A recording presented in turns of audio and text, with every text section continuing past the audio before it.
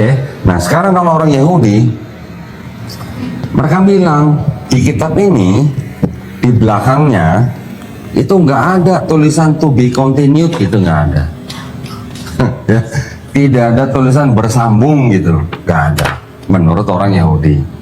Tetapi oleh orang Kristen ditambahkan dengan kitab mereka sehingga ini menjadi kitabnya orang Kristen. Bedanya apa sih ini dengan ini? Ini bahasa Ibrani, ini bahasa Yunani, betul. Tetapi apalagi perbedaannya? Masa cuma diterjemahkan terus menjadi masalah? Buat orang Yahudi bermasalah. Kenapa? Karena di dalam kitab mereka yang ini di sini tidak ada yang namanya nubuat buat Yesus.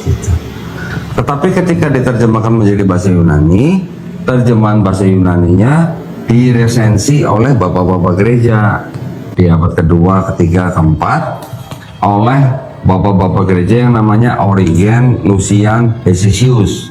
Hesesius yang terakhir meresensi, sehingga kitab ini seolah-olah berbicara mengenai Yesus di Perjanjian Baru. Makanya orang Kristen berani bilang bahwa Yesus yang ada di Perjanjian Baru ini sudah dinubuatkan di sini. Tetapi kalau tanya orang Yahudi, emang bener ada nubuat buat Yesus ini? Nggak ada, nol, nihil gitu. Itu yang menjadi perbedaan. Jadi orang kekristenan memang timbul dari Yahudi, tetapi dengan sudut pandang atau perspektif yang berbeda gitu ya.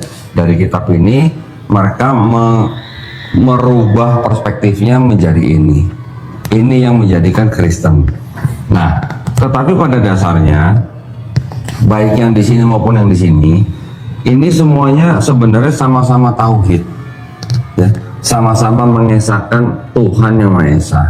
Mereka mengenal ada 7 nama Tuhan di kitab ini. Pertama El, kedua Eloh, ketiga Eloah, keempat Elohim, kelima El Shaddai, keenam cuma 4 huruf Yod He Vav He, ketujuh Zebaot. Nah dari 7 nama ini buat orang Yahudi yang paling kudus adalah yang nomor 6 nih, yang Yod He Vav He. Ada 4 huruf aja.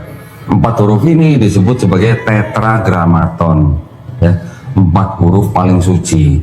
Mereka tidak berani menyebutkan dengan melafazkan apapun kecuali dengan kata ganti apa? Adonai atau Hashem. Adonai itu artinya Tuhan, Hashem itu artinya nama itu ya, jadi mereka nggak boleh menyebutkan dengan sembarangan 4 huruf itu gitu ya. Yang boleh menyebutkan hanya imam besar mereka yang disebut dengan Kohen Gadol, yang mana dia hanya menyebutkan 1 tahun sekali di upacara yang sangat sakral, dan yang tahu bacanya cuma dia aja. Nah sekarang saya tadi katakan bahwa di dalam kitab ini sebenarnya konsep ketuhanannya itu adalah tauhid. Karena apa? Karena mereka mengatakan ada sebuah kalimat syahadat yang disebut Shema Israel, Adonai Elohenu, Adonai Ehad. Ya, itu syahadat mereka gitu lah ya. Apa tuh artinya?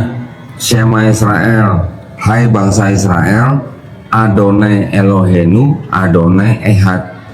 Tuhan Allah kita, Tuhan itu Esa gitu. Berarti kalau diterjemahkan bahasa Arab apa? La ilaha illallah, sebenarnya sama gitu ya.